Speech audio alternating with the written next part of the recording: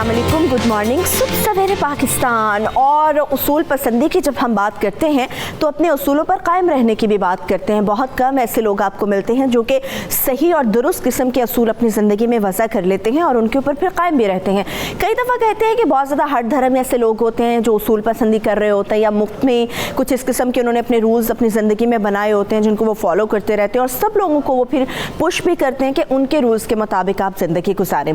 उसूल पसंदी होना बहुत अच्छी बात है। ज़िंदगी में जब आप अपनी एक टैगलाइन को सेट कर लेते हैं और सोचते हैं कि ये इसी टैगलाइन के ऊपर हमने अपनी ज़िंदगी को आगे लेकर चलना है, तो वहाँ पर आपकी कामयाबी के बहुत से रास्ते होते हैं। मगर ये फ़ैसला करना आप ही के हक़ में होता है और आप ही के हाथ में होता है कि आप अपनी ज़िंदगी के लिए जो उसूल बना रहे हैं, जो रूल्स एंड रेगुलेशंस अपनी ज़िंदगी में कायम कर रहे हैं, उससे किसी दूसरे को नुकसान तो नहीं, किसी दूसरे की ज़िंदगी उससे मुश्किल में तो नहीं आ रही। ये उसूल पसंदी होती है। उसूल पसंदी ये होती है कि किसी एक ऐसी चीज़ के लिए डट जाओ या अपनी ज़िंदगी में अपने लिए कुछ ख़ास किस्म के नोट्स हम बना लेते हैं और उन नोट्स के मुताबिक जैसा से हम एग्ज़ाम्स देते हैं या कोई भी स्टडी करते हैं तो अपने नोट्स के हिसाब से अपने पूरे सिलेबस को लेकर चलते हैं, अपने पूरे जो हमारा प्रोसेस होता है स्टडी का उसको लेकर चलते हैं।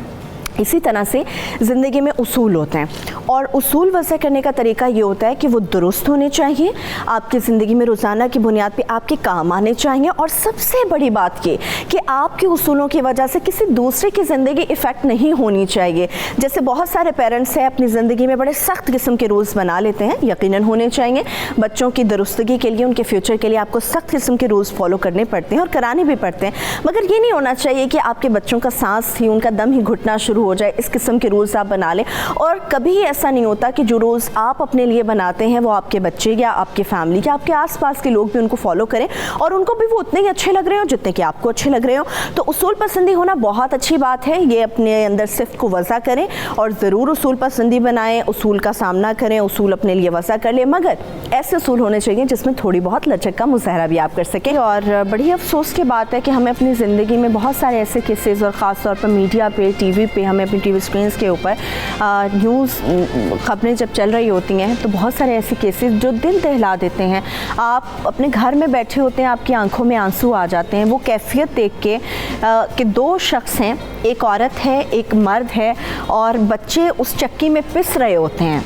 माँ अपनी तरफ खींचती है, बाप अपनी तरफ खींचता है, या आपके घर का झगड़ा अगर कोर्ट तक नहीं भी पहुँचता तो घर के अंदर ऐसी कैफियत होती है कि बच्चे नफ्सियाती तौर पे बहुत ही ज़्यादा वीक हो जाते हैं या उनकी नफ्सियात इस हद तक इफ़ेक्ट कर जाती है कि वो हर सामने वाले शख्स को उसी तरह से नापना और तोलना शुरू कर देते हैं जिस तरह से उन्होंने अपने माँ बाप को देखा है। लेकिन सवाल ये है कि बच्चों की ज़िंदगी तो तबाह करते हैं, मगर माँ बाप के दरमियान ये जो अलहदगी या तलाक तक बात पहुँचती है, नौबत पहुँचती है, इसकी वजह क्या होती है? तो हमारी सबकी बहुत ही फेवरेट, हमारी बहुत ही प्यारी मैच मेकर कराची स्टूडियो से मिसेस खान हमारे साथ मौजूद होंगी। थैंक यू मिसेस खान, आप तशरीफ़ लेकर आएँ। और इस्लामाबाद स्टूडियो से ऐसा कैसे हो सकता है मिसेस खान हो और नौशाबा मनान हमारे साथ ना हो? तो नौशाबा, आपका भी बेहद शुक्रिया, आप भी तशरीफ़ लेकर आएँ।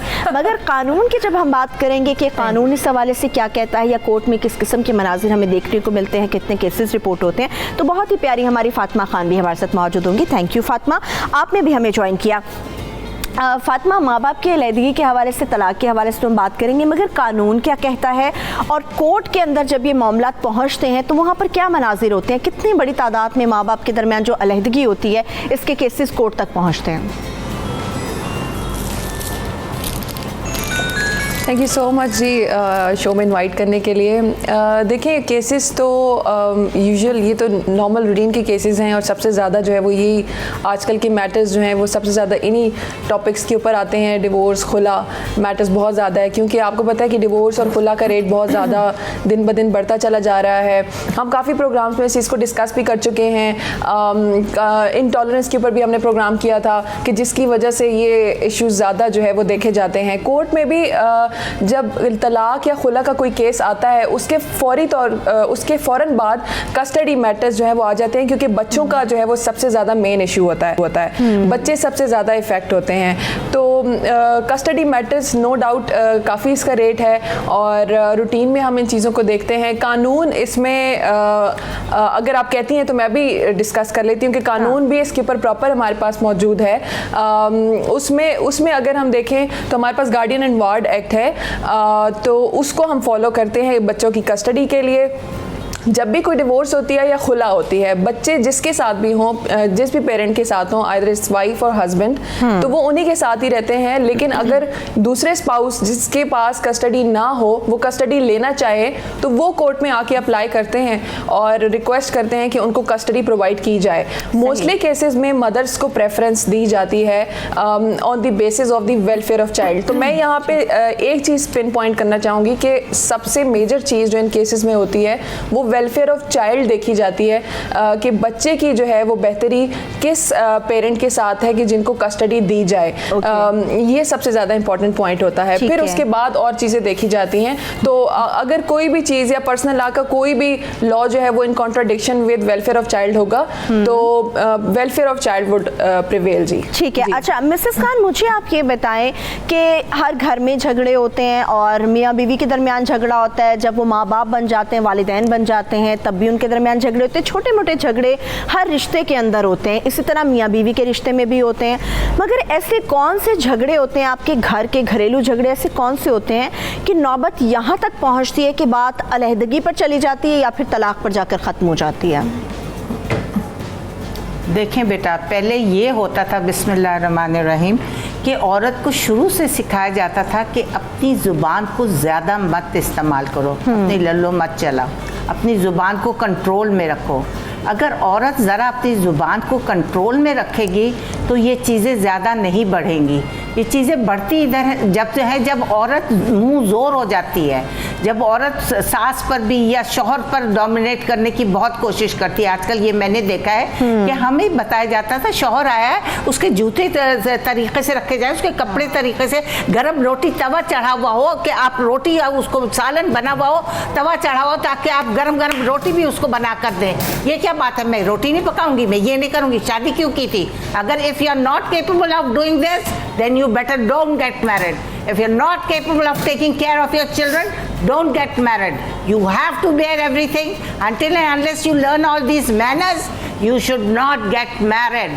Until and unless you are not a proper woman, इसका मतलब आपके अंदर खन्नास है। शादी का मतलब रिस्पॉन्सिबिलिटी है। अगर आप ये लोग कहते हैं कि हाँ मिसेस खान सब ये कहते हैं कि शादी का मतलब रिस्पॉन्सिबिलिटी है, मगर माँ बाप का करती है, मगर मिसेस खान लड़कियां ये कहती हैं, क्या होगा कि आप शौहर का करेंगी? मिसेस खान लड़कियां ये कहती हैं कि हम मासी थोड़ी ना किसी के घर की बन के जा रही हैं, हम किसी की गुलाम थोड़ी ना बन के जा रही हैं, तो बीवी बन के जा रही हैं। अपने माँ बाप के घर में मासी थी जो आपकी माई आपको सारा खाना बना के देती थी। आप कौन से मिनिस्टर और कौन से गवर्नर की बेटी है? क्या आपको ये करना पड़ेगा? क्या बात है? इस तरह आपकी माँ ने खाना नहीं पका कर दिया, आपको रेस नहीं किया, आपको पढ़ाई नहीं करवाई? कैसे आप पढ़ी लिखी? कैसे आप इतनी बड़ी हुई? कैसे आप, किसको आपने संभाला?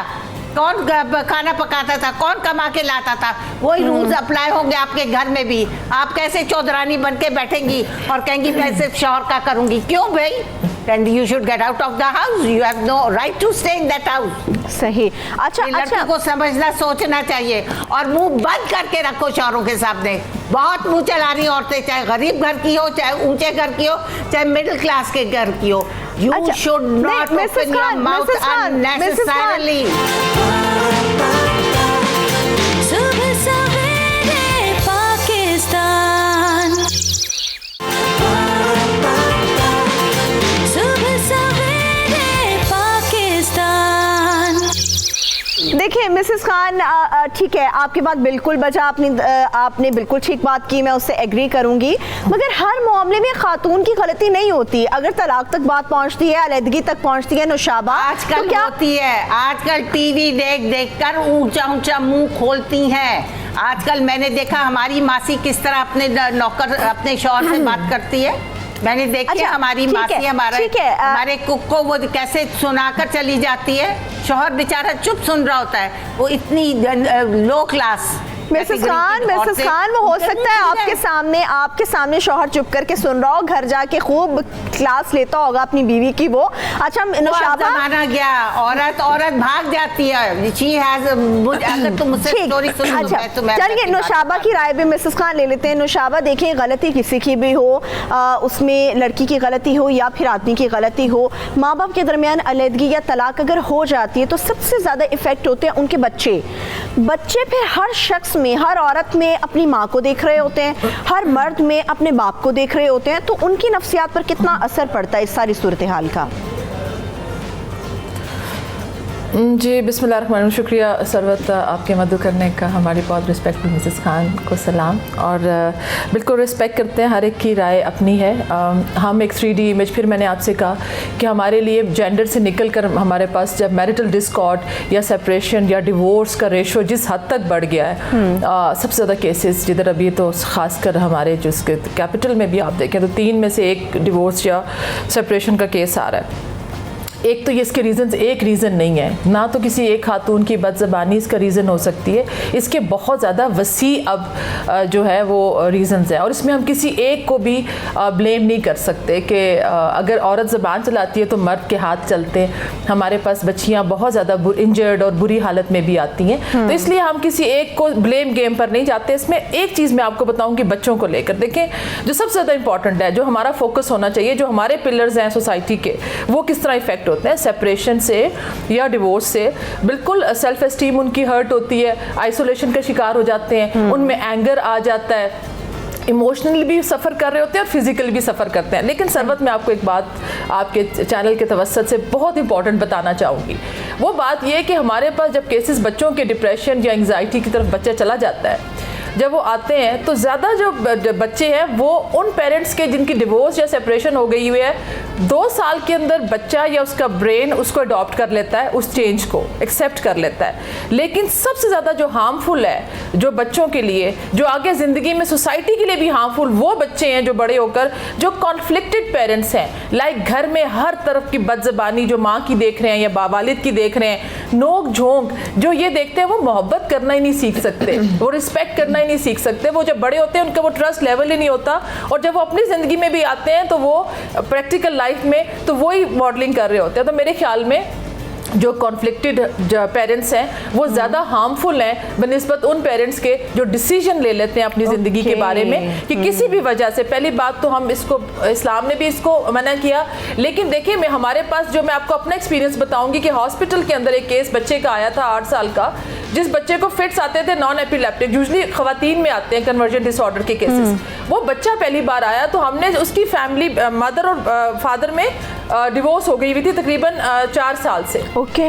लेकिन उसके जो फिट्स का रीज़न माँ बाप की सेपरेशन नहीं थी, वो बुलिंग थी, वो स्कूल या टीचर का रवैया था, क्योंकि माँ बाप के सेपरेशन को वो एक्सेप्ट कर चुका था। इस हालात में मेरे ख्याल में पेरेंट्स को, खासकर मैं दोनों को ये बात कि जो वालिदैन आदमी होता है वो बदला लेना चाह रहा होता है औरत से कि ठीक है मैं इसको बच्चों से नहीं मिलाऊंगा, कोशिशें बच्चे को ड्रैग कर रहे होते हैं, एक माँ अपनी तरफ कर रही होती है, बाप अपनी तरफ कर रहा होता है। मेरे ख्याल में अगर अल्लाह ना करे ऐसा हो, लेकिन अगर हो जाए तो प्लीज़ आप बच्चों के साथ, एक तो जुल्म वैसे ही हो गया, उनको मौका दें कि वो दोनों रिश्तों को आपस में, जो माँ बाप आपस में म्यूचुअल अंडरस्टैंडिंग से ये डिसाइड कर लेते हैं कि हमने बच्चे को सफ़र नहीं करना, और टाइम जो इफेक्शन और अटैचमेंट इमोशनल अगर उसको फिर भी दोनों से मिलती है, ठीक है, तो हाँ, मतलब बेहतर तरीके से ये बच्चे की नफ्सियात और खास तौर पे उसके मैं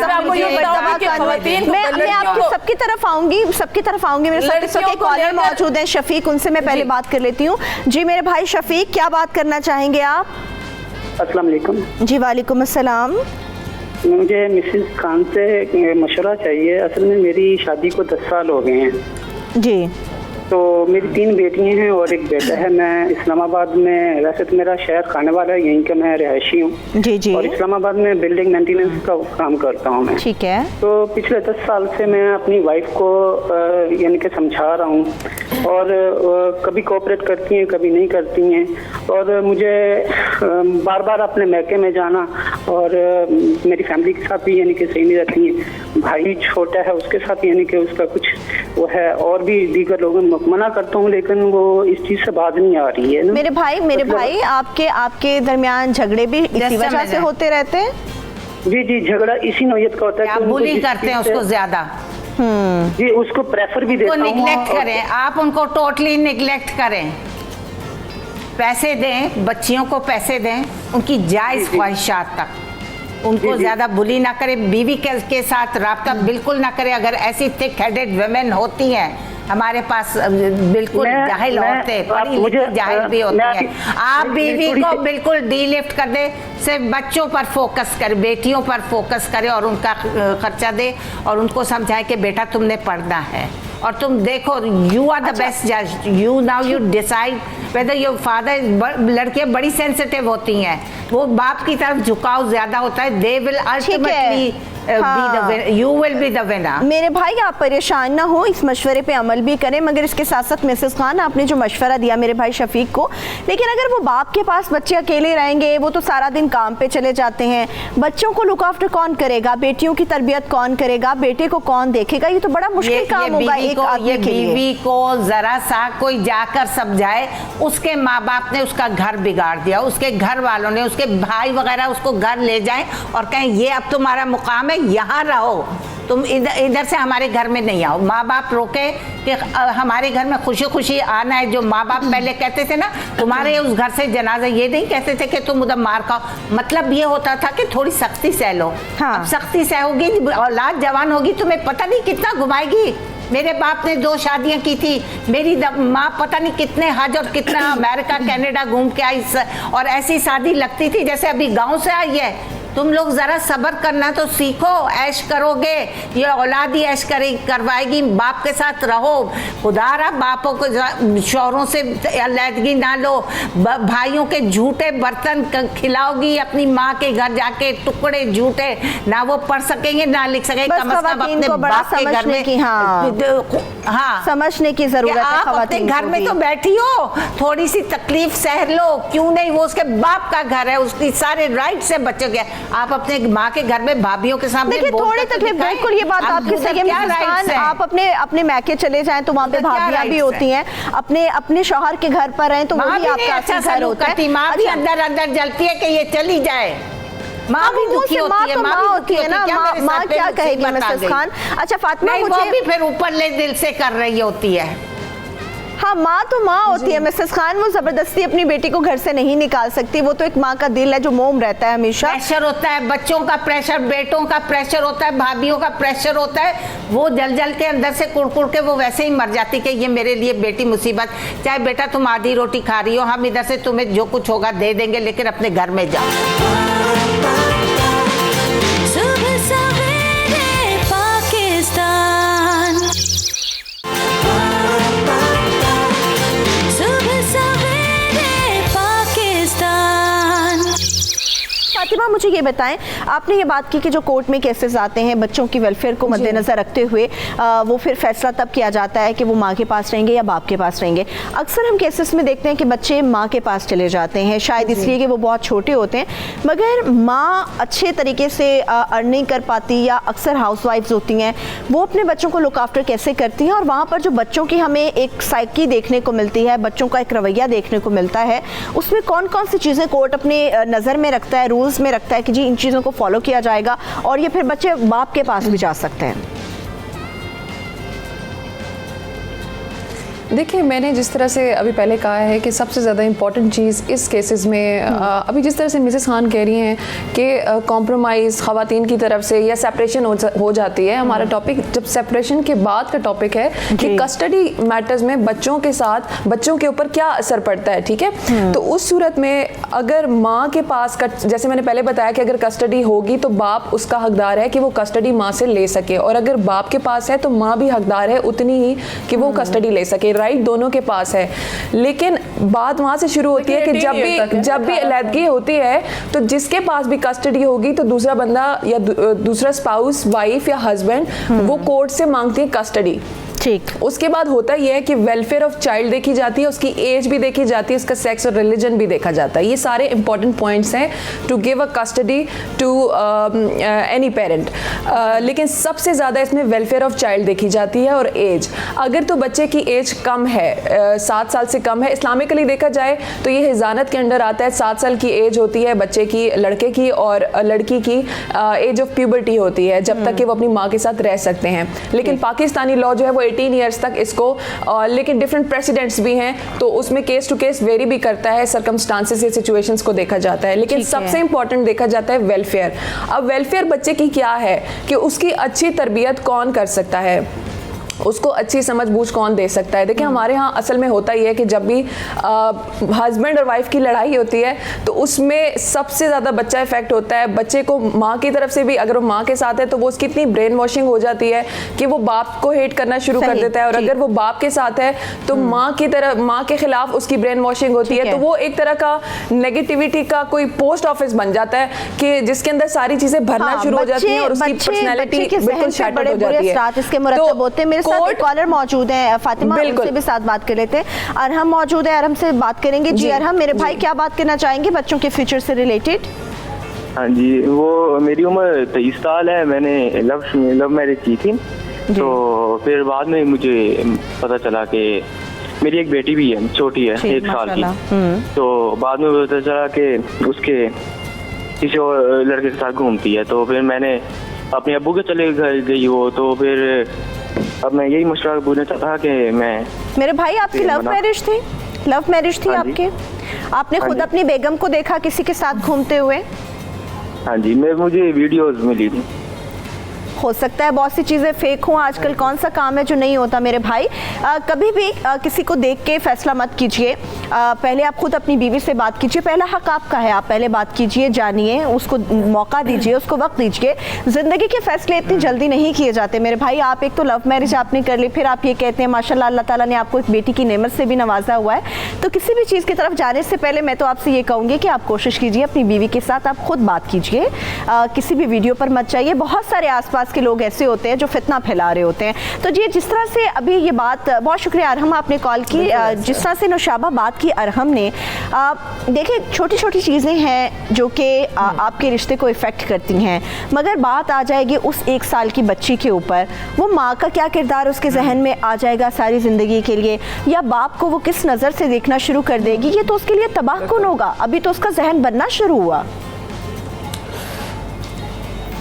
देखिए सरवत, इमोशंस जो है ना, इमोशंस जज्बात हमारे वहाँ देखें, या तो आपको बहुत शदीद मोहब्बत होगी और आपने शादी कर ली, फिर वही मोहब्बत एक्सट्रीम नफ़रत में आपकी कन्वर्ट होगी। देखिए जो गुस्सा है ना या शक है, ये एक ऐसी चीज़ है जो आपकी डिसीजन मेकिंग जो होती है ना, जो आपने फैसला करना है उसको बिल्कुल अफेक्ट करती है।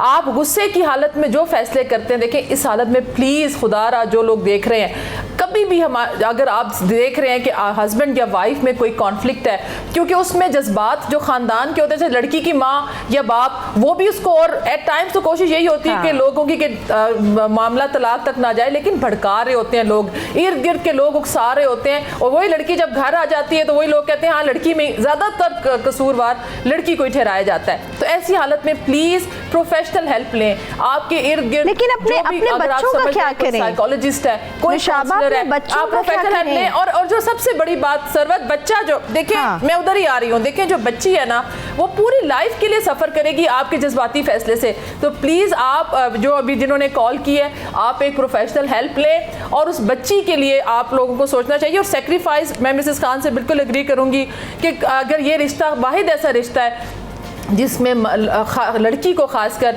बहुत ज़्यादा मेरे ख्याल में उसके अंदर पेशेंस होना बहुत ज़्यादा ज़रूरी है, और लड़के के अंदर भी जो ये शक है बिल्कुल दूर हो सकता है। हमारे जो मामलात इस वक्त सोसाइटी के हैं, मैंने आपसे पहले ही कहा था कि वो बहुत डिफरेंट एस्पेक्ट में, जब से ये जो एक अभी भी देखें उन्होंने वीडियो का जिक्र किया, कोई भी बना सकता है। लोग जो है सोसाइटी के अंदर इस तरह की चीज़ों से मैनिपुलेट करते हैं। तो प्लीज़ जब आपने एक रिलेशनशिप रख ली है तो उसके लिए आप थोड़ा टाइम दें, क्योंकि 23 ईयर देखें अभी तो वो खुद इस एज के अंदर है कि इतनी मैच्योरिटी नहीं आई है।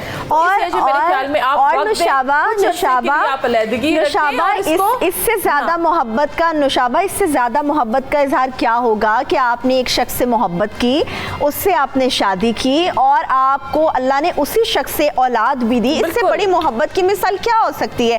ये जो छोटा मोटा शक होता है ना, इससे अपने आप को बचाइए। बिल्कुल वक्त मेरे पास नुशाबा बिल्कुल खत्म हो गया। मैं चाह रही हूँ मिसेस खान की तरफ से मैं कोई मैसेज ले लूँ उन तमाम यंगस्टर्स के लिए या उन तमाम पेरेंट्स के लिए जिनके दरमियान तलाक तक बात पहुंची हुई है या अलहदगी पर बात पहुंची है, वो अपने बच्चों के मुस्तकबिल को किस तरह से मिसेस खान महफूज कर सकते हैं?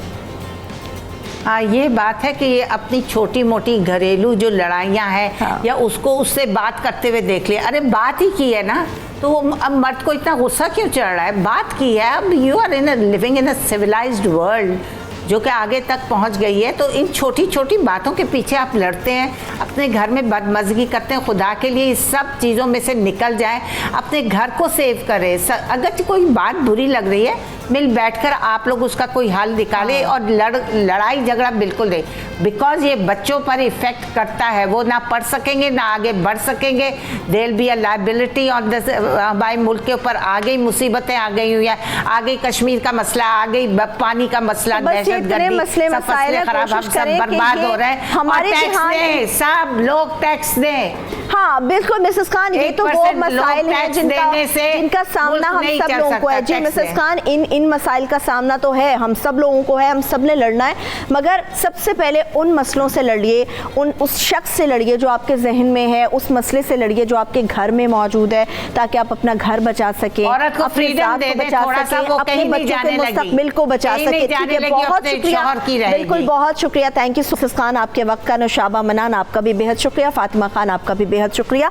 सुबह सवेरे पाकिस्तान में एक छोटी सी ब्रेक की तरफ बढ़ेंगे। जिस तरह से मिसेस खान ने बात की, उन मसाइल के ऊपर भी बात होगी, खास तौर पर जिस तरह से फ्लड वार्निंग जारी हो गई हैं। बेशतर ऐसे देहात हैं जो कि सैलाब की ज़द में आ चुके हैं, खड़ी फसलें तबाह हो गई हैं। तो फ्लड वार्निंग्स और खास तौर पर इसके कॉन्सिक्वेंसेस मज़ीद क्या हो सकते हैं, इस पर बात करेंगे। एक छोटी सी ब्रेक के बाद हमारे साथ रहिए।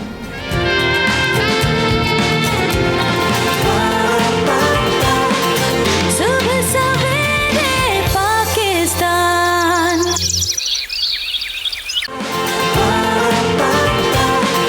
सुबह सवेरे पाकिस्तान।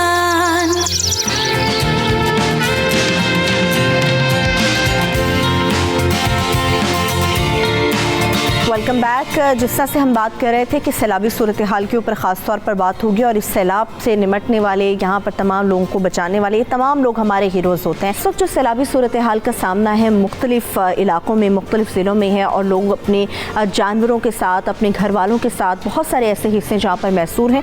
मगर इसके साथ साथ हुकूमत की तरफ से भी इक़दाम किए जा रहे हैं, हमारे रेस्क्यू इदारे भी इस पर काम कर रहे हैं। और ये जो सैलाबी सूरत हाल है, ये वैसे तो भारत जो है जारियत का मुशाहरा करता है, मगर हर बार वो आबी जारियत भी करता है, जिसके नतीजे में कई कीमती जानें भी जाती हैं। मगर इसके साथ साथ लोगों के बहुत ज़्यादा माल मवेशी का नुकसान भी होता है। यकीनी तौर पर बड़ी तकलीफ से सूरत हाल होती है।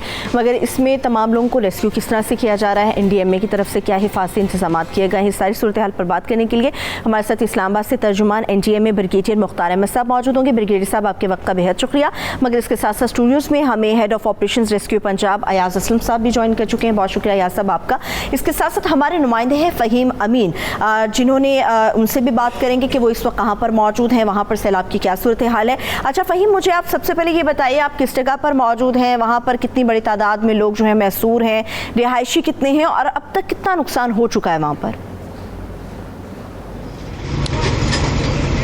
जी, कुछ दिनों से बात हो रही थी भारत की जानिब से आबी जारियत की, जिसका खुल कर मुँह बोलता सबूत जो है मेरे बिल्कुल पीछे वो पानी नज़र आ रहा है, जिसकी इतला देने के हवाले से पहले भारत की जानिब से भरपूर साजिश की जा रही थी, लेकिन पाकिस्तान की जानिब से इसके हवाले से भरपूर एहतजाज और इंडस वाटर कमिश्नर्स की जानिब से बराह रास्त रब्ता करने पर भारत की जानिब से बता तो दिया गया कि वो पानी छोड़ रहा है, लेकिन पहले थोड़ा सा कम बताया गया। लेकिन अब जो बताया जा रहा है कि 1 लाख क्यूसिक से ज़्यादा का पानी जो है इस वक्त दरिया सतलुज में बह रहा है। मैं जिस जगह पर मौजूद हूँ, ये मस्ते की इलाका है, जहाँ पर सबसे पहले जो है वो भारत की जानिब से छोड़े जाने वाला पानी जो है वो पाकिस्तान में दाखिल होता है और तकरीबन 7 से 8 किलोमीटर का ये सफ़र तय करके दोबारा भारत में जाता है और उसके बाद फिर गंडा सिंह बराज से गुजरता हुआ दोबारा जो है वो पाकिस्तान में दाखिल हो जाता है। इस बड़े सैलाबी रेले के बायस जो है वो पाकिस्तान में जो यहाँ पर मौजूद किसान हैं, कसूर ज़िले में, यहाँ पर किसानों को काफ़ी नुकसान हुआ है, क्योंकि ये जो इलाका है ये काफ़ी ज़रूरी पैदावार के हवाले से मशहूर इलाका है। यहाँ पर मौजूद चावल की फसल जो है, उसके साथ साथ मकई और जो मौसमी सब्जियाँ हैं उनकी बड़ी फसल जो है वो शदीद मुतासर हुई है। जो यहाँ पर काम करने वाले किसान हैं, जिनका ज़रिया माश ही इस ज़राअत पर चलता है, उनका जो नुकसान हुआ है वो काफ़ी परेशान भी नज़र आए हैं। लेकिन इस हवाले से हुकूमत की जानिब से काफ़ी बेहतर इक़दाम देखने में नज़र आए। गुज़िश्ता रोज़ जो है PDMA की जानिब से यहाँ से नकल मकानी करने वाले जो लोग थे उनके लिए राशन का बंदोबस्त किया गया था, जो कि यहाँ पर पहुँचा दिया गया है, जबकि इस हवाले से कुछ फ्लड रिलीफ कैंप्स जो हैं वो तलवार पोस्ट के ऊपर बनाए गए हैं, जिसमें ज़िला इंतज़ामिया की जानिब से जो यहाँ के मुतासरीन हैं वहाँ पर पहुँचाए गए हैं। उनको ना सिर्फ वहाँ पर रहने का बंदोबस्त किया गया है बल्कि मेडिकल की फैसिलिटीज़ जो हैं वो भी फराहम की गई हैं, जबकि साथ ही साथ महकमा लाइफ स्टॉक जो है उनके लोगों को भी मुतहर्रिक किया गया है, क्योंकि यहाँ पर का ज़राअत के साथ जो दूसरा बड़ा ज़रिया माश है वो लाइफ स्टॉक ही है। गायें हैं, भैंसें हैं, भेड़ बकरियाँ हैं, उनकी वैक्सीनेशन का भी यहाँ पर भरपूर इंतज़ाम किया जा रहा है। गुज़िश्ता रोज़ जो है वज़ीर आला पंजाब के तर्जमान शहबाज गिल जो हैं उनकी जानिब से इस तमाम सूरत हाल को मॉनिटर करने के लिए बाकायदा यहाँ पर एक कैंप लगा लिया गया था। वो खुद तमाम दिन यहाँ पर मौजूद रहे, तमाम सूरत हाल को मॉनिटर करते रहे और वो उम्मीद तो ये थी कि गुज़िश्ता रोज़। बहुत शुक्रिया आपका फ़हीम, आप हमें अपडेट कर रहे थे, थैंक यू सो मच। सुबह सवेरे पाकिस्तान, सुबह सवेरे पाकिस्तान। इस वक्त जो मुल्क की सूरत हाल है उस पर हमारे साथ ब्रिगेडियर मुख्तार अहमद साहब भी मौजूद हैं, याज़ असलम साहब भी मौजूद हैं। ब्रिगेडियर साहब, मुझे आप ये बताइएगा कि इस वक्त मुल्क भर में कौन कौन से ऐसे इलाके हैं जो कि ज़ेर आब आ चुके हैं, सैलाबी सूरत हाल है, और किन किन हिस्सों में फ्लड वार्निंग्स जारी कर दी गई हैं? जी बिस्मिल्लाहिर्रहमानिर्रहीम। इस दफ़ा जो मानसून जब शुरू हुआ एक्सक्यूज़ मी, इस दफ़ा जब मानसून शुरू हुआ तो सबसे पहले प्रेडिक्शन यही थी कि इस साल मानसून अबव नॉर्मल होगा। इसी तरह इंडियन पंजाब के अंदर भी अबव नॉर्मल मानसून आया, बारिशें ज़्यादा हुई, तो इसलिए उनके जो डैम्स हैं वो ऑलरेडी फिल हो गए और उनकी कैपेसिटी ज़्यादा हो गई, तो उन्होंने बग़ैर कोई पेश की इत्तला दिए कोई 2.5 लाख क्यूसेक का रेला पाकिस्तान की तरफ छोड़ दिया, जो कि दरियाए सतलुज में आया। दरिया सतलुज आपको पता है कि ऐसा दरिया है जो हमारा लाइव दरिया नहीं है। ये मशरक़ी दरिया है जिसमें कभी कभार जब इंडिया के पास वाफिर मकदार में पानी होता है तो ये छोड़ता है। तो अभी जो इस वक्त की सूरत हाल है, गंडा सिंह वाला में 56,000 क्यूसेक जो पानी है वो गुजर रहा है गंडा सिंह वाला से। ये इस पानी ने सबसे पहले कसूर को हिट करना है, उसके बाद उकाड़ा, जिस तरह के आपके रिपोर्टर ने बड़ी एप्टली फ़हीम साहब ने कवर किया। इसी तरह ये तमाम जो अज़ला हैं, जब तक ये दरियाए चनाब के साथ जाके पंजत के मकाम पर मिल नहीं जाता तो इन दरियाओं को इसने अफेक्ट कर। अभी मैं आता हूँ कि हमने क्या तैयारियाँ की हैं। जैसा कि आपको मालूम है कि भारत ने बग़ैर किसी पेश की इत्तला के ये 2.5 लाख क्यूसेक का रेला पाकिस्तान की तरफ दरिया सतलुज में छोड़ा, तो हमें कोई इत्तला नहीं थी। लेकिन हमारे जो एक्सपर्ट्स ऑर्गेनाइजेशंस हैं, लाइक पाकिस्तान मेट डिपार्टमेंट है, स्पार्को है, फेडरल फ्लड डिवीज़न है, इसी तरह दूसरे इदारे और मीडिया, इंडियन मीडिया को हम फॉलो कर रहे थे, जहाँ से हमें पता चला कि इतना बड़ा रेला पाकिस्तान की तरफ आ रहा है। तो NDMA ने फौरी तौर पर एक तो अलर्ट जारी किया, फिर PDMA भी एक्टिवेट, ऑलरेडी मानसून में एक्टिवेट होता है। उन्होंने हंगामी कॉन्फ्रेंस की और तमाम स्टेक होल्डर्स को ऑन बोर्ड लेते हुए रेला के आने से पहले ही तैयारियां शुरू कर ली। इन तैयारियों के सिलसिले में इस वक्त रेस्क्यू 1112 रेस्क्यू 1122 के लोग वहाँ पे पहुँच चुके हुए हैं, आर्मी के दस्ते वहाँ पे पहुँच चुके हुए हैं और सिविल इंतज़ामिया ने तकरीबन 18 कैंप वहाँ पे इस्टेब्लिश कर दिए हैं और जो कि लो लाइंग एरियाज़ हैं वहाँ से भी लोगों की नकल मकानी शुरू की हुई है। ठीक है, बिल्कुल। रेस्क्यू की जिस तरह से आपने बात किया, अयाज़ असलम साहब भी हमारे साथ मौजूद हैं। अयाज़ साहब, मुझे ये बताइएगा कि जिस तरह से कसूर के हवाले से बात चल रही थी, कितनी बड़ी तादाद में वहाँ पर लोग अभी भी महसूर हैं? आपकी तरफ से क्या क्या इंतज़ाम लोगों को बचाने के लिए या रिहाइशों को शिफ्ट करने के लिए अभी तक किए गए हैं? जी, इसमें जो फ्लड वार्निंग हमें रिसीव हुई तो उसके बाद ही हमने मंडे मॉर्निंग जो है वो कसूर के जितने भी वल्नरेबल पॉइंट्स है, बिकी विंड, तलवार पोस्ट, पतन पोस्ट, इन पे सब पे हमने 26 बोट्स जो हैं वो डिप्लॉय कर दिए और 24 आवर्स हमारा जो रेस्क्यूअर्स हैं वहाँ पे मौजूद हैं। ठीक है। और जितनी भी उनको निकालने के लिए विद जो ड्यू सेफ्टी प्रिकॉशंस हैं वो हम लाइफ जैकेट्स वगैरह पहना के लोगों को वहाँ से निकालते हैं। और उसमें जो है ये सिर्फ कसूर में डिप्लॉयमेंट नहीं है, कसूर के बाद ओकाड़ा, भावन नगर, विहाड़ी, पाकपतन, जलालपुर, पीरवाला, भावलपुर, ये सारी जगहों पे रेस्क्यू का अमला जो है इस वक्त 40 पॉइंट्स पे हमारी 64 बोट्स डिप्लॉय हैं, मौजूद हैं, विद जो 24 आवर्स काम कर रहे हैं और मोर देन 1000 रेस्क्यूअर्स पूरे सतलुज रिवर पे जिधर भी हमारे वल्नरेबल पॉइंट्स बनते हैं वहाँ पे रेस्क्यू 1122 की तमाम डिप्लॉयमेंट जो है वो 24 आवर्स सर्विसेज प्रोवाइड कर रही है और 3600 लोगों को अब तक जो है वो हम इवैक्यूएट कर चुके हैं। ज़बरदस्त। तो अभी वहाँ पर काम मुसलसल चल रहा है? मुसलसल चलता रहेगा जब तक जो अभी जैसे ब्रिगेडियर साहब ने बताया 56,000 क्यूसिक जो है वो गुजर रहा है, लेकिन हम पीछे से एक्सपेक्ट कर रहे हैं कि पानी जो है वो मोर देन 1 लाख क्यूसिक जो है वो आएगा और उसके लिए भी हमारी तैयारियां मुकम्मल हैं और आज हम डिप्लॉयमेंट को इन्हांस भी करेंगे जो डिस्ट्रिक्ट एडमिनिस्ट्रेशन है उनके साथ डिस्कशन के बाद। ठीक है। अच्छा ब्रिगेडियर साहब, मुझे ये भी आप प्लीज़ बताइएगा कि जिस तरह से कोई भी सैलाबी सूरत हाल होती है, फ्लड आता है, तो उसमें कई किस्म के ऐसे नुकसानात हैं जो दरपेश होते हैं और हो भी जाते हैं। कौन कौन से ऐसे मुमकिन नुकसानात अभी भी मौजूद है जो आप समझते हैं कि जिनको हल करना बेहद ज़रूरी है या शायद वो फिर टाइम टेकिंग हो सकते हैं? जी, मैं सबसे पहले तो अयाज साहब की बात को थोड़ा सा आगे लेके चलूँगा। ये जो रेला आ रहा है इसके लिहाज से आज का दिन जो है बहुत क्रिटिकल है। 21 अगस्त जो है क्रिटिकल है क्योंकि ये लेवल 56,000 तक पहुंच चुका हुआ है। हमें अंदेशा है कि ये 1 लाख का फिगर क्रॉस करेगा जो कि कसूर डिस्ट्रिक्ट के लिए क्रिटिकल है और उसके लिए हमने तमाम जो रेस्क्यू इदारे हैं, रेस्क्यू 1112 आर्मी और तमाम लोग अलर्ट हैं और हर छुट्टियां वगैरह तमाम कैंसिल हो चुकी हैं। लोगों की जितनी मैक्सिमम कैपेसिटी पे इदारे काम कर रहे हैं, दिन रात 24 आवर्स काम चल रहा है ताकि कोई जानी या माली नुकसान ना हो। जहाँ तक नुकसानात की आपने बात की, अभी तक कोई अल्हम्दुलिल्लाह जानी नुकसान की कोई रिपोर्ट नहीं हुई। सिर्फ उन नुकसानात की रिपोर्ट हो रही है फसलों की जो लोगों ने दरिया के अंदर काश्तकारी शुरू कर लेते हैं या घर बना लेते हैं, उनको नुकसानात हो रहे हैं। अभी मुमकिना हिफाजती इंतज़ामात की बात कर लेते हैं जो आपने सवाल पूछा है। उसमें सबसे इम्पॉर्टेंट, हर साल मुझे तीसरा साल NDMA में मैं मेंबर ऑपरेशंस की ड्यूटी कर रहा हूँ। ज़्यादा जो अमवात होती हैं वो होती हैं कच्चे मकानात, जिन अनसेफ कंस्ट्रक्शन होती है, छतें कच्ची होती हैं ज़्यादा बारिशों से या दीवारों के साथ जब पानी लगता है, सैलाबी पानी आके लगता है तो घरों की दीवारें गिर जाती हैं। सहन इलेक्ट्रिक्यूशन के बहुत ज़्यादा वाक़यात होते हैं, ये बिजली के खंभे, पोल ये जिस तरह से अफेक्ट होते हैं, इनकी नंगी तारें होती हैं और इसके साथ साथ बेएहतियाती फॉर एग्ज़ाम्पल फ्लड वाटर के अंदर टूरिज़म लोग शुरू कर देते हैं, जाके देखना, बच्चों ने नहाना शुरू कर देते हैं, उनसे अमवात होती हैं। तो इन सारी चीज़ों से बचने के लिए सबसे पहले तो हर शख्स को अपने घर का मुआयना करते रहना चाहिए। जो ही पानी उनके घर की दीवारों के साथ टकराता है या छतें कमज़ोर हैं, कहीं ऐसा तो नहीं है कि कोई छत गिरने का या दीवार गिरने का वाक़या पेश आ जाए। इसी तरह कोई लूज़ तारें आपके घर में हैं या मोटरें लगी हुई हैं या खंभों के करंट आ जाता है, उनसे बच्चों को, लोगों को दूर रखें। और इसी तरह जो बूढ़े हैं, माजूर लोग हैं, घर में ख़वातीन हैं, अगर रेस्क्यू करना है तो सबसे पहले को निकाल के तो बाहर भेजा जाए ताकि वो महफूज मकामात पे पहुंच सकें।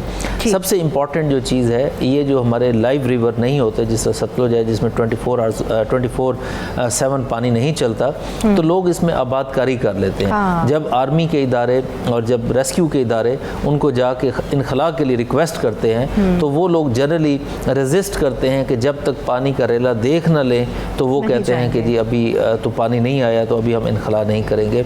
तो उनको रिक्वेस्ट करनी चाहिए, कन्विंस करना चाहिए। इसमें लोकल लीडरशिप है, पॉलिटिकल लीडरशिप है, उनको भी अपने अपने इलाके में अगर गवर्नमेंट मशीनरी का हिस्सा बने तो वो बहुत अच्छा हो जाएगा और इससे हम जानी और माली नुकसान से बहुत बचा जा सकेगा। ठीक है, जिस तरह से आपने ये बात की हिफाजती तदाबीर के हवाले से या मुमकिन तौर पर जो हिफाजती इक़दाम किए जा सकते हैं, अयाज साहब मुझे ये बताएगा जिस तरह से लोगों की रेजिस्टेंस भी अभी ब्रिगेडियर साहब ने बताया कि वो हमें नज़र आती है, कहाँ कहाँ पर आपको लगता है कि लोग आपके साथ यहाँ पे कोऑपरेट नहीं कर रहे, रेस्क्यू टीमों के साथ नहीं कर रहे, और कितने ऐसे मकामात हैं जहाँ पर आपने स्पेशलाइज्ड किस्म की रेस्क्यू फ्लड पोस्टें जो है वो कायम की हुई हैं?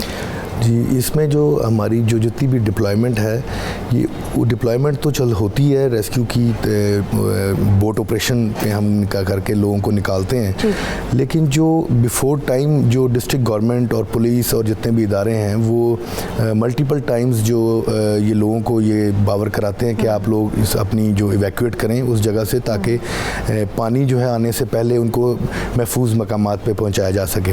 रात में उकाड़ा की अब बात करूंगा कि हम कल दिन में एक फैमिली थी, उनको हम इंसिस्ट करते रहे हैं कि आप निकलें, लेकिन रात को फिर जब पानी का लेवल बढ़ा है तो फिर वो बाद में हमारे पास आ गए और कॉल्स भी आनी शुरू हो गई कि हमें निकालें। तो रात को 11 बजे हमने वो 3 बच्चे और ख़वातीन और जो मेल्स थे वहाँ पे, उनको हमारी उकाड़ा की टीम ने रेस्क्यू किया है। It took more than 2 hours कि हमें रात को रिस्की ऑपरेशन होता है वो फिर करना पड़ता है। अगर टाइमली लोग इवैक्यूएट हो जाएं तो ऐसी जगहों से जितने भी वल्नरेबल साइट्स हैं लोगों को भी पता है, तो इसमें कम्युनिटी का बड़ा रिस्पॉन्सिबिलिटी आ जाती है कि वो कोऑपरेट करें। ठीक है, इदारे मौजूद हैं रेस्क्यू रिलीफ करने के लिए, और मेरा ख्याल है कि बहुत हाई लेवल ऑफ सीरियसनेस है कि हम लोगों को, आप देखें कि अभी 3 दिन हो गए हैं, पानी आ भी रहा है और हम कोशिशें कर रहे हैं और कोई किसी किस्म का जानी नुकसान नहीं हुआ।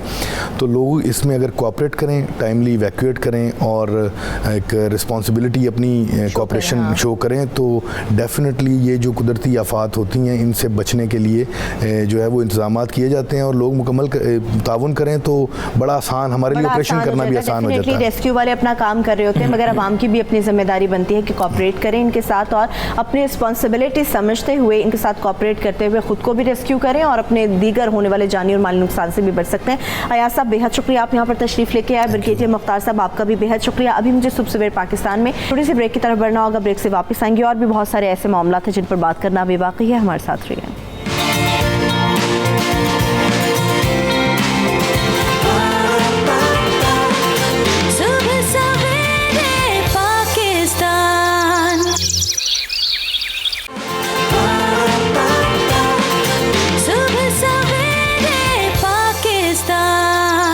देखना बड़ा ज़रूरी होता है, ख़ास तौर पे जब एंटरटेनमेंट की बात करते हैं तो कोशिश हम करते हैं कि पाकिस्तानी सिनेमा यानी कि हमारी लॉलीवुड के हवाले से कौन कौन सी मूवीज़ आई हैं, उसके अंदर क्या सब्जेक्ट हो सकता है, कौन से हीरो हीरोइंस आ सकते हैं, फिल्म ने बजट कितना लगाया है और फिर अर्निंग इसकी कितनी, बिजनेस कितना ज़्यादा किया, ये वो सारी चीज़ें होती हैं जो कि फ़िल्म की कामयाबी के लिए जानी जाती हैं। मगर फैमिलीज़ के लिए कितनी मूवीज़ बनती हैं, फैमिलीज़ किसी भी मूवी को अगर रिजेक्ट करती हैं, पसंद नहीं करती, तो उसकी वजह क्या होती है।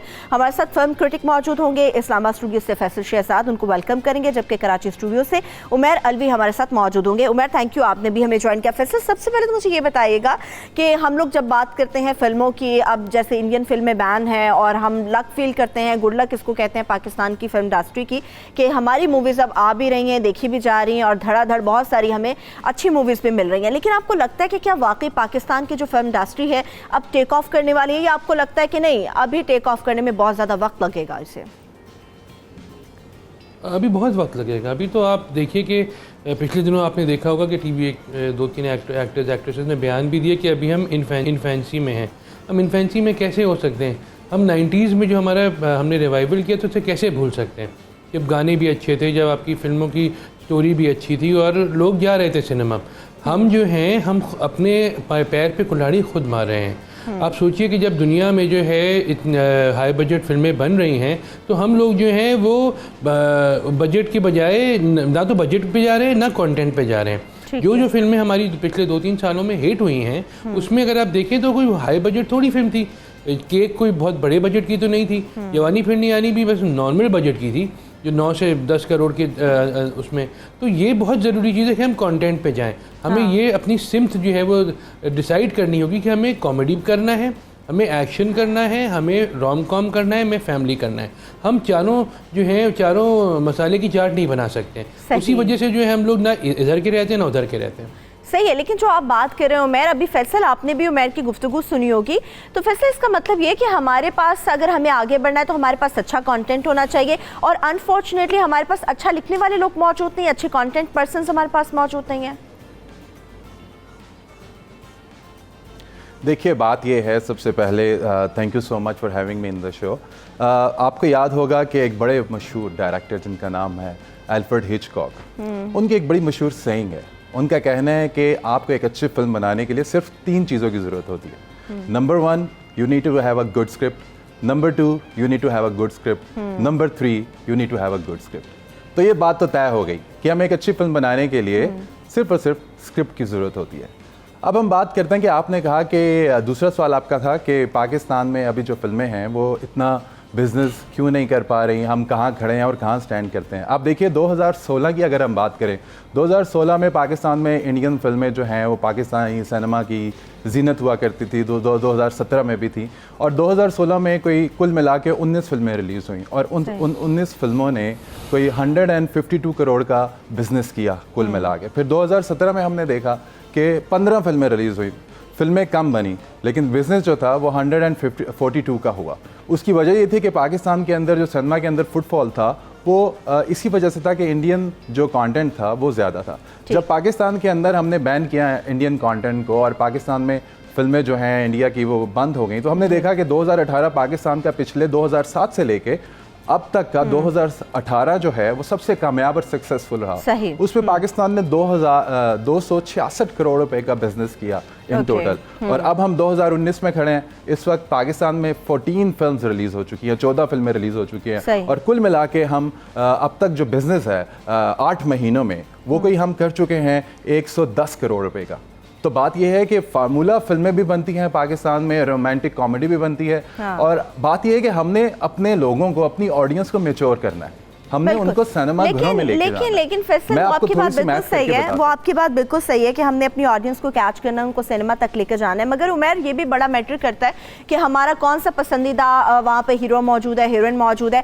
कंटेंट अगर आपका अच्छा भी हो, अगर आपका स्क्रिप्ट भी बहुत अच्छा हो, मगर 2-3 चेहरे अगर आपको देखने को मिलेंगे, डेफिनेटली ऑडियंस इससे बोर हो जाती है। अभी कौन सी जोड़ी है जो सबसे ज़्यादा हिट चल रही है और आपको लगता है कि ये जोड़ी जो है इसको थोड़ा कम करना चाहिए या इनका रोल थोड़ा कम करना चाहिए? देखिए हमारे यहाँ तो फिल्में ये अभी फैसल ने बात की इतनी ज़्यादा बनती ही नहीं है। 14 फिल्में 15 फिल्में साल की जो है वो कुछ भी नहीं होती हैं। आपको मतलब आपके 52 हफ्ते हैं पूरे साल के में, तो आपको तो तकरीबन 27-28 तो करनी चाहिए ताकि एक फिल्म को 2 हफ्ते तो मिले आपके।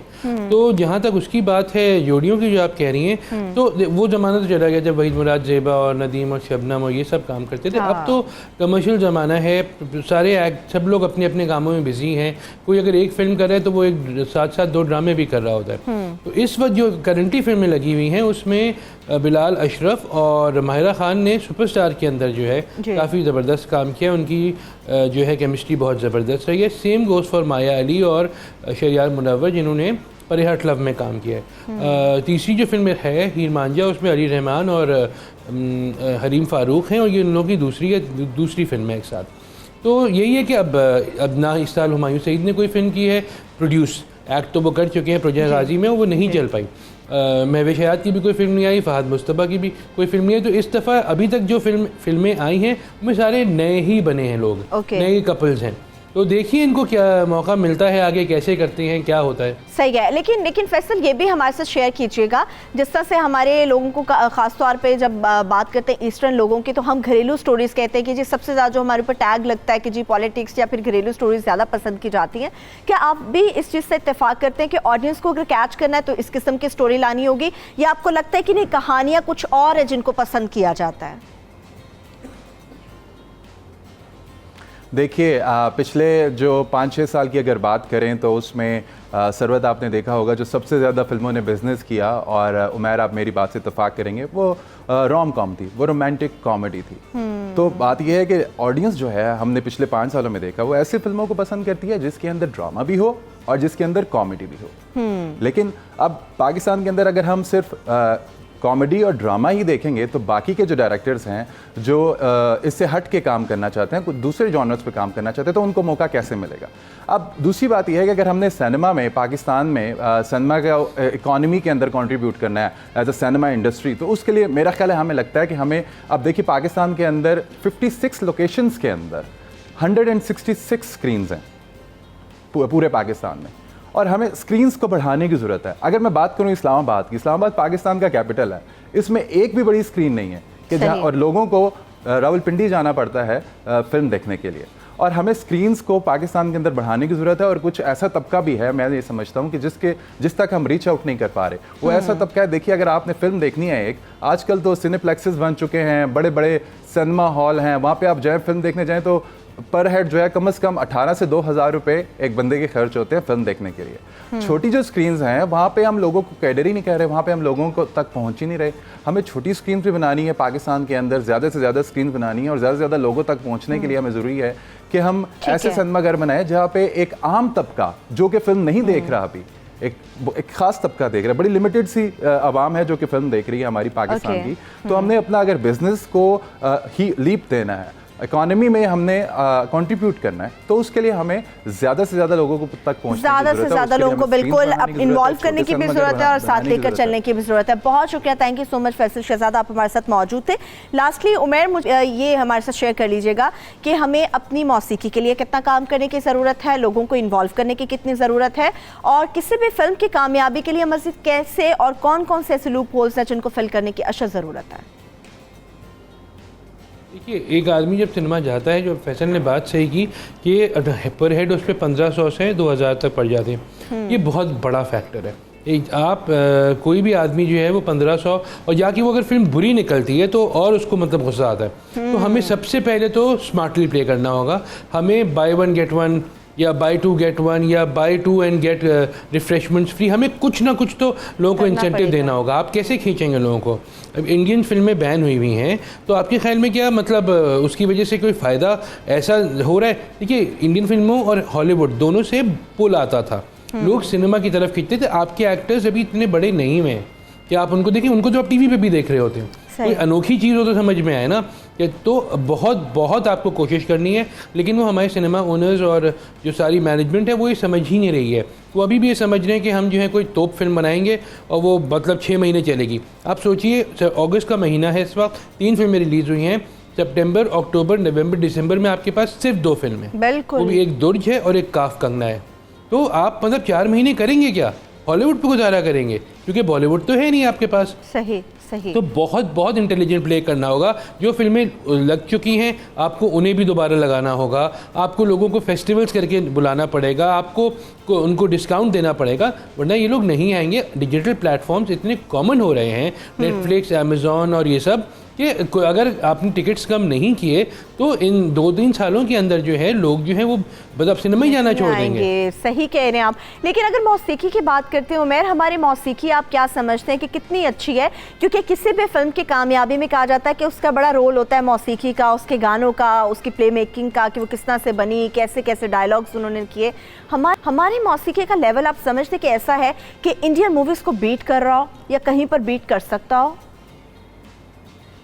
देखिए, इंडियन फिल्मों के भी गाने जो हैं वो उनकी वो लेवल नहीं रही जो पहले हुआ करती थी, क्योंकि देखिए ये ज़माने में ऑडियो कैसेट्स और सीडीज़ वगैरह आते थे, उस ज़माने में लोग मौसीकी के पीछे पागल हुए होते थे।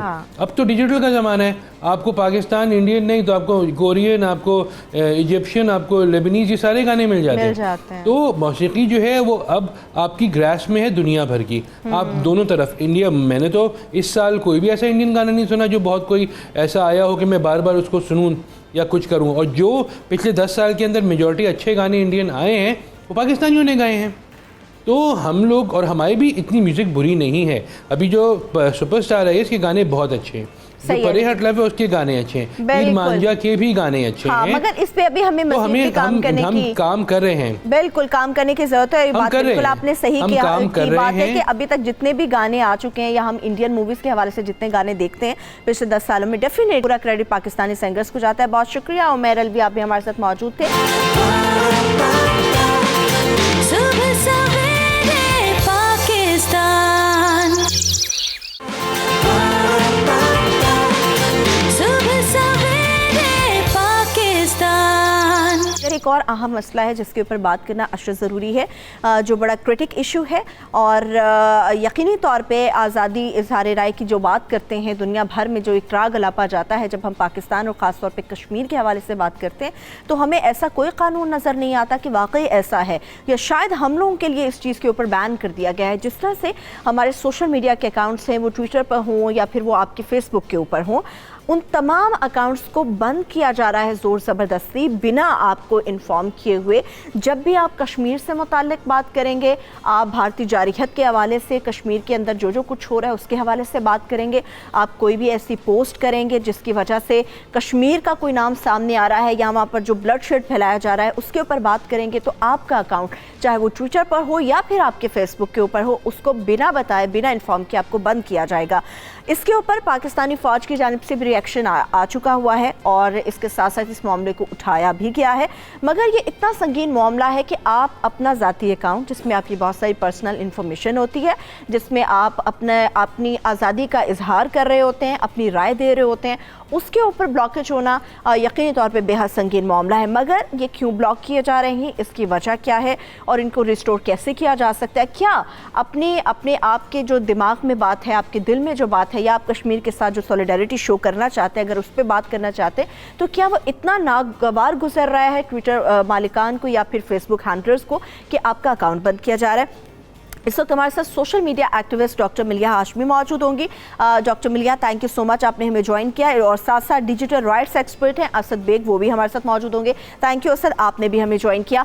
मिलिया, सबसे पहले तो मुझे आप ये बताइएगा कि अकाउंट्स हमारे हैं, पर्सनल इन्फॉर्मेशन हमारी है और आज़ादी इज़हार राय का जो राग दुनिया भर में अलापा जाता है, यकीनी तौर पर हम भी पाकिस्तानी भी उसका हक महफूज रखते हैं। ऐसी क्या वजह है कि हमारे अकाउंट्स जो हैं बिना बताए, बिना इन्फॉर्म किए बंद किए जा रहे हैं?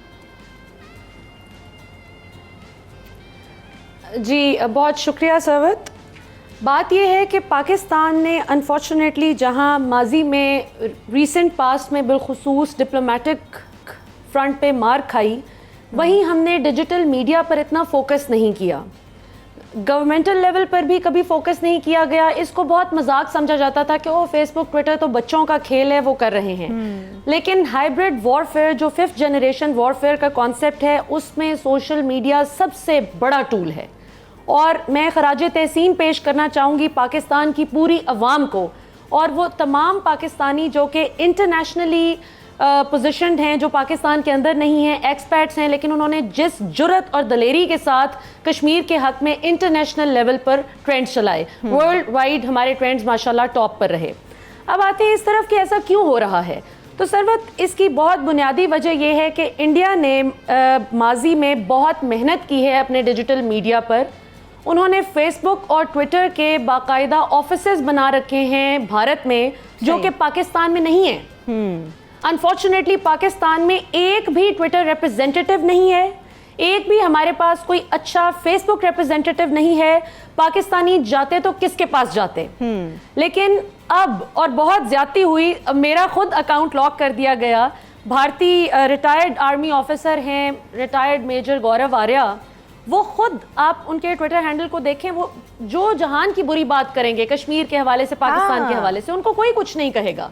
लेकिन जब आप उनको जवाब दें और रिस्पेक्टफुली जवाब दें, बहुत अच्छे तरीके से, तो आपको फौरी तौर पर वार्निंग आ जाएगी। मेरा खुद अकाउंट 12 घंटे के लिए लॉक हुआ और मैं चाहूँगी अगर आपके प्रोड्यूसर साहब वो इमेज दिखा सकें कि जिसमें मेरे अकाउंट की मैंने एक्टिविटी बताई है, और ये आपकी ऑडियंस के लिए मैं वाजे करती जाऊं कि आप अपने या किसी के भी अकाउंट की एक्टिविटी को अगर आपने मॉनिटर करना है या चेक करना है कि उस पर कोई फर्क तो नहीं पड़ रहा, तो आप socialblade.com socialblade.com इस वेबसाइट पर जाइए और किसी का भी ट्विटर हैंडल डालिए।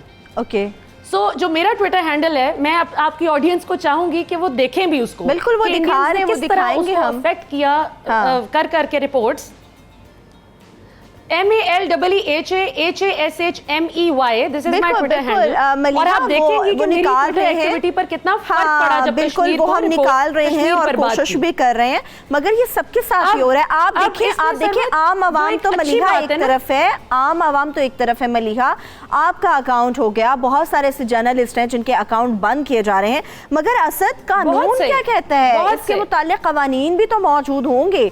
ये मामला तो बड़ा संगीन रुख इख्तियार कर सकता है। अब देखें ये एक ट्रिकी पार्ट है। कानून किसका? कानून इंडिया का, कानून पाकिस्तान का, because internet is a universal tool. आप किसका कानून उस पर लागू करेंगे? आप पाकिस्तान का लागू अगर करेंगे तो वो इंडिया पे भी होगा, इंडिया का करेंगे वो पाकिस्तान पे हो रहा है अभी, जैसे हम से। अच्छा, इसमें सिर्फ 3-4 इंपॉर्टेंट पॉइंट्स आई थिंक जो कि from a very neutral perspective में शेयर करना चाहता हूँ। सबसे पहले तो ये कि जो रेगुलेटरी प्रैक्टिसेस हैं इन इदारों की, ट्विटर, फेसबुक की, उसमें ट्रांसपेरेंसी नहीं है। ये शायद ट्विटर और फेसबुक इस मामले के लिए तैयार ही नहीं थे। इतने बड़े प्लेटफॉर्म्स इन्होंने सोचा नहीं था कि हम शायद इतने बड़े प्लेटफॉर्म्स बन जाएंगे एट सम पॉइंट और हमें ये जियोपॉलिटिक्स में जो है वो डील करना पड़ेगा। तो शायद ये इन्होंने अपने आप को पोजीशन नहीं किया। और नंबर 1, नंबर 2, इनकी रेगुलेटरी प्रैक्टिसेस अब ट्रांसपेरेंट नहीं है। आप देखेंगे, उनसे पूछेंगे तो वो कहेंगे कि हमारी टर्म्स ऑफ सर्विस हैं, हम उसके मुताबिक करते हैं, लेकिन वो आपको एक्चुअली बताएंगे नहीं कि जो रिक्वेस्ट वो इंडिया की मान रहे हैं वो क्यों मान रहे हैं, जो पाकिस्तान की नहीं मान रहे वो क्यों नहीं मान रहे। बाय द वे, मैं ये नहीं कह रहा कि वो सबकी गवर्नमेंट की रिक्वेस्ट माने, बिकॉज अगर वो ये करने लग गए तो फिर तो इंटरनेट को बंद करना पड़ेगा। लेकिन वो जो कर रहे हैं वो क्यों कर रहे हैं इसके बारे में वो ट्रांसपेरेंट नहीं है, नंबर 1। नंबर 2 ये कि एक चीज़ है जिसको हम कहते हैं मीडिया एंड इंफॉर्मेशन लिटरेसी। अब ये एक बहुत इंपॉर्टेंट कॉन्सेप्ट बनता जा रहा है। इसका मतलब ये है कि जो आपके इंटरनेट यूजर्स हैं पाकिस्तान में, उनको ये पता हो कि इन्फॉर्मेशन क्या है, उसको कंज्यूम कैसे करना है, ऑनलाइन किस तरह इंगेज करना है, क्या चीज़ें ऐसी हैं जो कि टर्म्स ऑफ सर्विस पे या टर्म्स ऑफ कॉन्डक्ट के ख़िलाफ़ हैं और क्या चीज़ें ऐसी हैं जो कि उसके अगेंस्ट नहीं जाती। सही। अब अगर ट्विटर पे आप किसी को ये कह रहे हैं कि उसको मर जाना चाहिए या उसको मार देना चाहिए, तो वो रिगार्डलेस ऑफ द फैक्ट कि वो इंडिया से आ रहा हो, पाकिस्तान से आ रहा हो, वो बंद हो जाएगा। और ये मैं आपको दोबारा से बता रहा हूँ, ये सिर्फ एक छोटी सी चीज़ का कसूर है कि शायद बहुत सारे लोगों को ये नहीं पता कि टर्म्स ऑफ कंडक्ट क्या है। नंबर 2। नंबर 3, जो डॉक्टर साहब ने बात की, आई थिंक वो थोड़ा सा इंपॉर्टेंट है, उस पर फोकस करना चाहिए। वो ये कि फेसबुक, ट्विटर या किसी भी बड़े प्लेटफॉर्म का पाकिस्तान में इकोनॉमिकल स्टेक नहीं है। अच्छा, ये एक बात चल रही है जिसको मैं थोड़ा सा यहाँ पे उससे डिसएग्री करूँगा। आपके प्रोग्राम में नहीं हुई, बट ये बाकी जगह मैं सुनता आ रहा हूँ कि इंडियंस बहुत ज़्यादा है फेसबुक में या ट्विटर में, तो शायद वो इस वजह से वो नहीं है। सिलिकॉन वैली जहाँ पे ये कंपनीज बड़ी हैं और वहाँ पे पैदा हुई हैं, जहाँ पे ये पैदा हुई है वहाँ पे सिर्फ एक चीज़ मैटर करती है और वो है प्रॉफिट। जहाँ से प्रॉफिट आएगा, जहाँ से इनको प्रॉफिट मिलेगा, ये वहाँ पे अपनी इंक्लिनेशन करेंगे। और ये एक पूरी हिस्ट्री है, मैं आपका टाइम बचाने के लिए उसमें जाना नहीं चाहता, लेकिन सिर्फ ये प्रॉफिट मैटर करता है। अब द पॉइंट इज कि अगर आपका स्टेक नहीं है, पाकिस्तान की इकोनॉमी जो है वो सिर्फ आई थिंक लेस देन 1% बनती है ट्विटर की इकोनॉमी की। सही। तो अब द पॉइंट इज कि वो क्यों, ये चीज़ें, ये फैक्टर जब तक हम नहीं रखेंगे, गवर्नमेंट की प्लानिंग हमारी कहाँ थी उस वक्त जब हम ये बात, और ये आज से नहीं बहुत पहले से कर रहे हैं कि फेसबुक का स्टेक होना चाहिए पाकिस्तान में, ट्विटर का होना चाहिए। अनफॉर्चुनेटली पाकिस्तान के अंदर बहुत सारे ऐसे लूप होल्स हैं असद, जिसके ऊपर बात करना ज़रूरी थी, मगर गवर्नमेंट की तरफ से उनके ऊपर कोई खास तवज्जो नहीं दी गई। जो अकाउंट्स सब बंद हो गए हैं, चाहे वो फेसबुक के हो या फिर आपके ट्विटर हैंडल हो, मुझे ये बताएं असद कि उनको दोबारा से रिस्टोर कैसे किया जा सकता है। डेफिनेटली बहुत सारे लोग हैं जो अपना ट्विटर हैंडल या अपना फेसबुक वापस लेना चाह रहे होंगे। नया बनाने की कोशिश तो हर कोई करेगा, मगर अगर पुराने कोई आप रिस्टोर करना चाह रहे हैं तो उसका क्या प्रोसीजर हो सकता है? सर, तो उसका आसान तरीन तरीका ये है कि ट्विटर को लिखें और ट्विटर से अपना थोड़ा सा केस फाइट करने की कोशिश करें। कुछ सहाफ़ियों के अकाउंट्स सस्पेंड हुए थे, उनको ईमेल्स आई थी जिसमें कामरान यूसुफ का नाम भी था, तो वो कुछ देर के लिए सस्पेंड हुए थे। मलिया डॉक्टर साहबा ने बताया कि उनका भी अकाउंट सस्पेंड हुआ था, कुछ देर के लिए हुआ था। तो एक तो ये कि जो सस्पेंशन है वो टेम्पररी है, वो वापस आ जाएंगी। क्या करना चाहिए ज़्यादा इंपॉर्टेंट है थोड़ा सा कि अब ना बंद हो अकाउंट। दो चीज़ें बड़ी इंपॉर्टेंट है जी। देखिए, एक तो पहली बात ये कि मुझे लगता है कि अगर हमने कश्मीरियों के बारे में बात करनी है, जो कि ऑब्वियसली हमारा एक इंट्रिंसिक लिंक है, बिल्कुल, तो बजाय इसके कि हम अपना ओपिनियन दें, हम कश्मीरियों की आवाज़ को एम्पलीफाई करने की कोशिश करें। बहुत सारे अकाउंट्स ऐसे हैं, बहुत सारे लोग ऐसे हैं जो कि इंडिया में बैठ के कश्मीर के बारे में ट्वीट कर रहे हैं और उनके पास ऑथेंटिक ऑब्वियसली इन्फॉर्मेशन है, बिकॉज या तो वो साफ़ी हैं या वो खुद कश्मीर से हैं। एक खातून है शैला शोरा उनका नाम है, she is actually from Srinagar, Delhi में वो रहती हैं और वो कॉन्स्टेंटली ट्वीट कर रही हैं। तो बजाय इसके कि हम अपना ओपिनियन दें, अगर हम उसकी आवाज़ को एम्पलीफाई करने की कोशिश करें तो वो एक आसान तरीका होगा कश्मीर के कॉज के बारे में बात करने का, बजाय इसके कि हम अपने उस पर वो जाए। ये दो चीज है आई थिंक। ठीक है। अच्छा मलिहा, मुझे एक चीज सरवत ऐड करना चाहूंगी। हमारे बहुत से लोग, बस एक चीज मैं ऐड करना चाहूंगी, हमारे बहुत से लोग डर गए हैं कि कश्मीर पे शायद हम ट्वीट ना करें कि हमारे अकाउंट्स ना उड़ जाएं।